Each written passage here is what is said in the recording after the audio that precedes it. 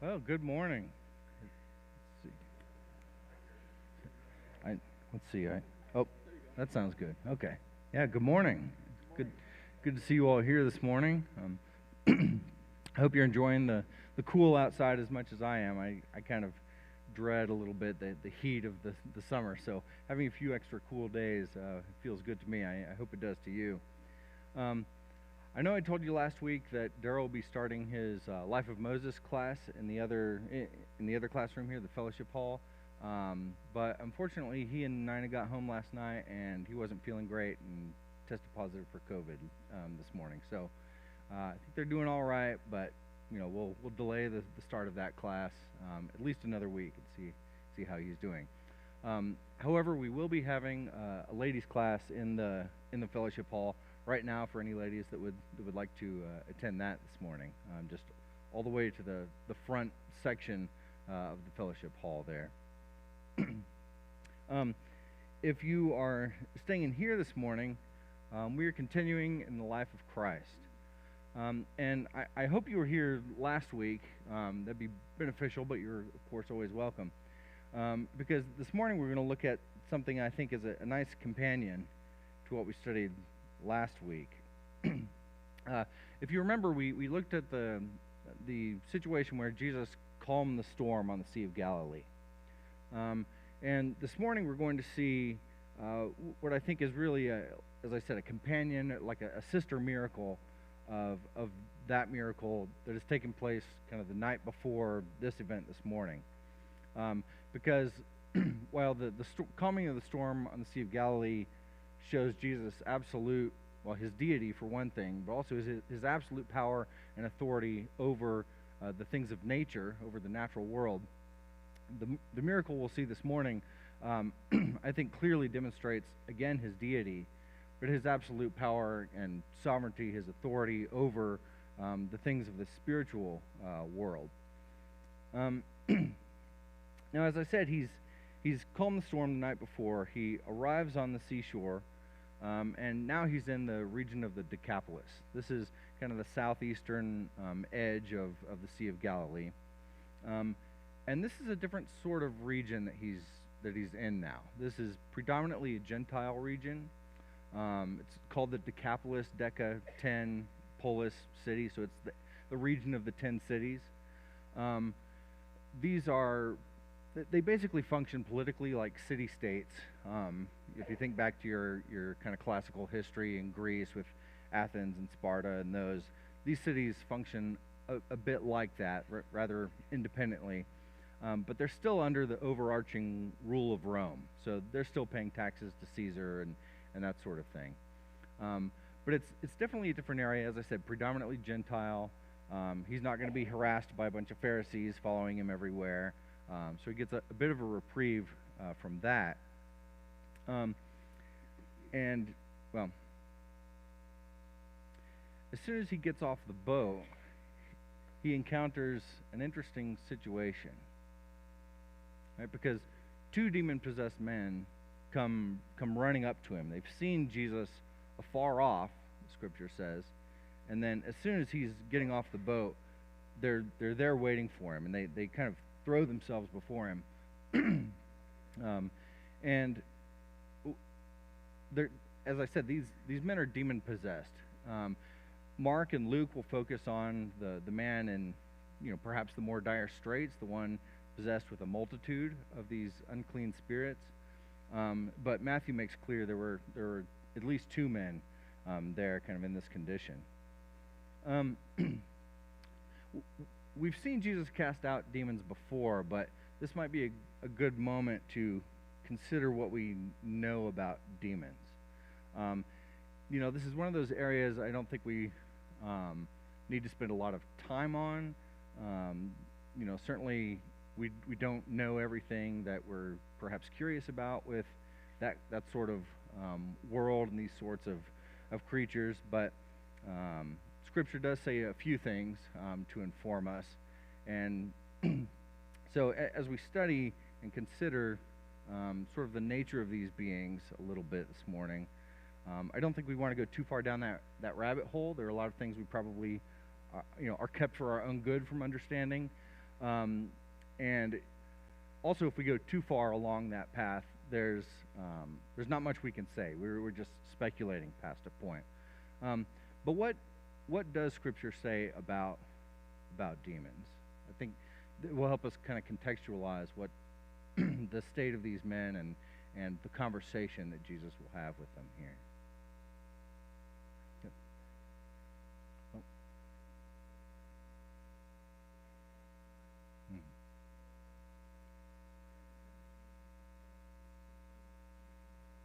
Okay. Yeah. They seem to be confined to a particular area, a particular time, because we really see this activity of these unclean spirits, as Scripture calls them, during Jesus' ministry and a little bit into Acts with Paul, for instance. Yeah. So it seems like evil is always only allowed to do what God will allow it to do, which is one thing we'll see this morning. And so, yeah, their activities are probably confined to time and place, so that Jesus can demonstrate, his deity, his sovereignty. Okay.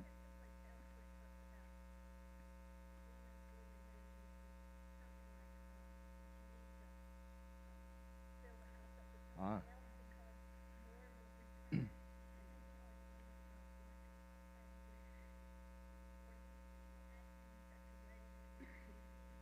Hmm.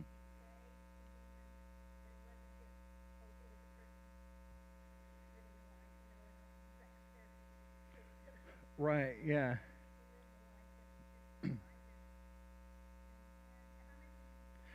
Yeah.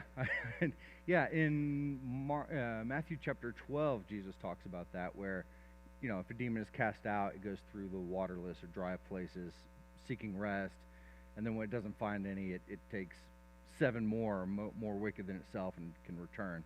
Um, yeah, so host, it seems. Um, One interesting thing about demons in general, and you see it more particularly here, is these demons have seen Jesus afar off. They have some perception of who he is, because to me that implies they have some kind of spiritual perception of Christ, that the disciples and we don't have when we're looking at his outward physical being, right? um, we'll also see this morning they fear judgment. They know judgment is coming. Have you come to torment us before the time, they say. They know who Jesus is. They recognize that he is their judge, and that there's an eternity that they know. We'll see Jesus give them a little leeway this morning, to his own purposes. But I think there's also an eternal place that they fear, where they will be bound, forever. Hmm?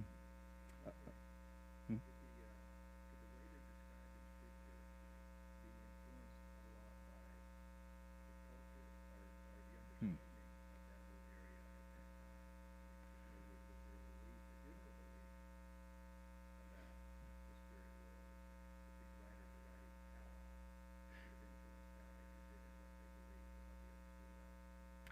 Yeah, I think that's part of it. Certainly, the Jews, um, they kind of, for whatever reason, develop a concept, a view of demons in kind of the intertestamental time periods. We have some writings about their belief in demonic forces.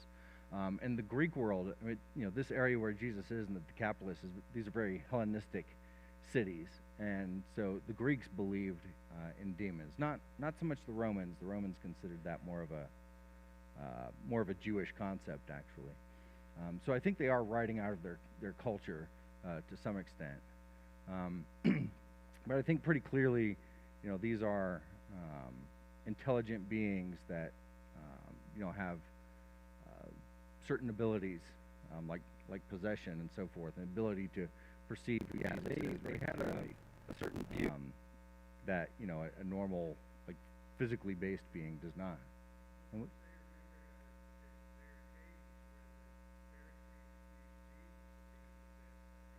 yeah, rituals. Um, whether or not those were.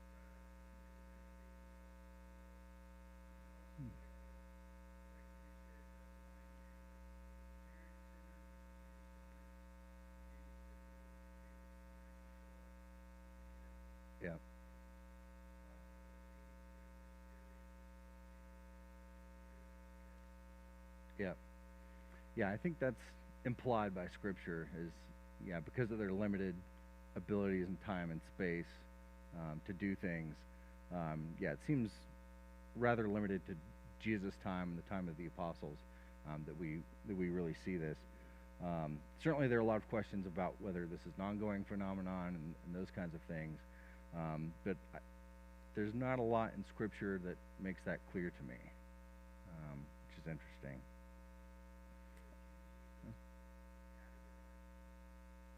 How did they categorize them?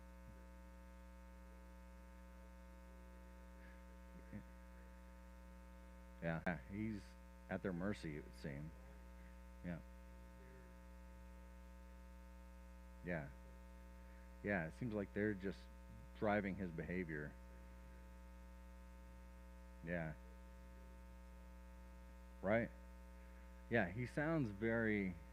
I mean, it's a horrific situation, right? He sounds very animalistic in a way. You know, he says he's screaming, crying out day and night from the tombs. You know, this man has no rest. It's just a horrible situation. Doug?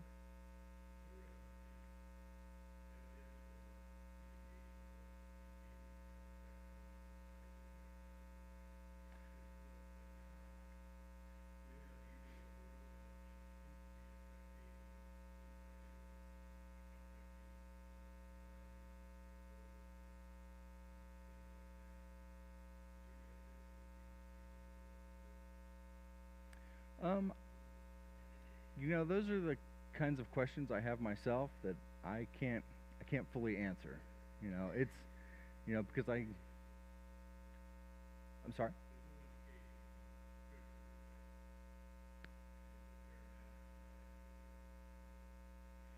Well, they're certainly tearing down this man. Probably, I assume both these men. We see other instances, just destroying people, destroying families in this way.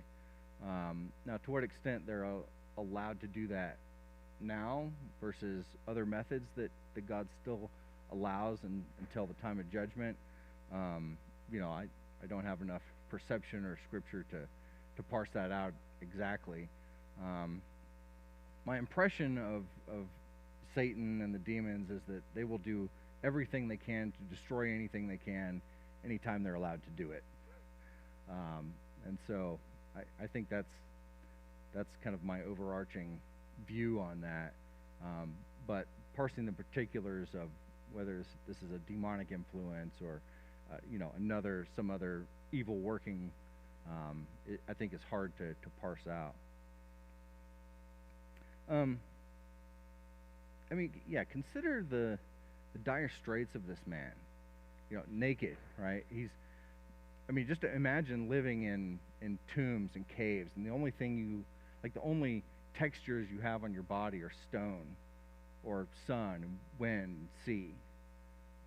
And so, the demons understand it. They can evidently perceive this reality, but of course the disciples can't. The keepers of the pigs can't. Any other bystanders. So he's doing it for the benefit of the audience, I think. Of this is the scope of the problem that we're dealing with in this instance. Just like there was the great storm, he commands it, and it's a great calm. Here, there's just like an entire army of Satan, army of evil here, that Jesus just casts out and is done with. All right, Terry?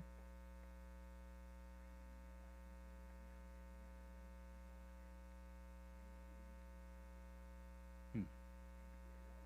Pigs drown. Right?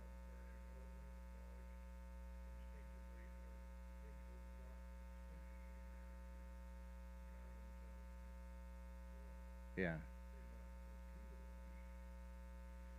Yeah.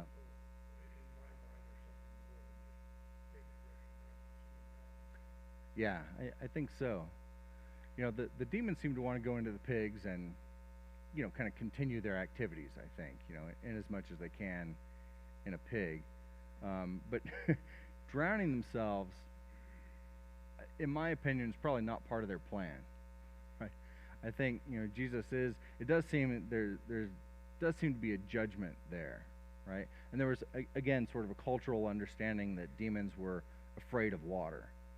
And there may be a hint of an implication there when Jesus says that Matthew chapter 12, where he says they go through the waterless or dry places, that maybe they don't like water. I don't know. That's about all that I think Scripture says about that. But it seems to be a judgment on them to me, that this is what they wanted. They didn't really get it for more than a moment.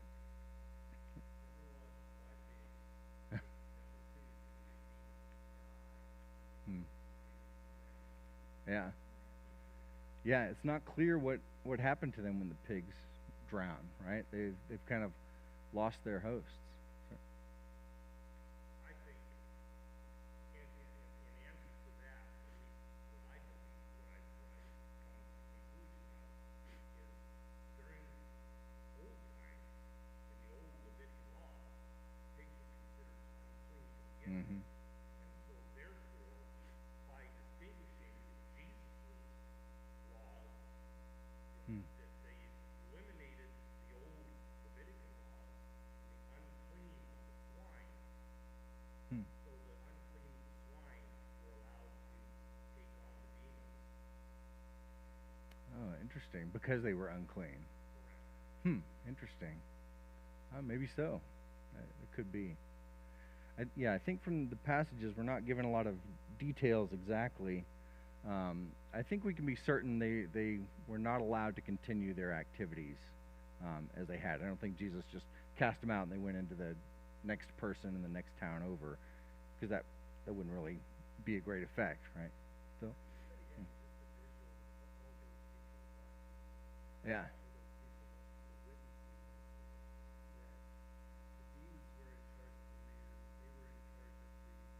Hmm.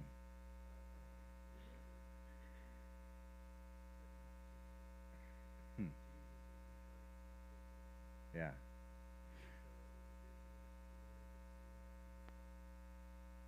Yeah. Right. Yeah.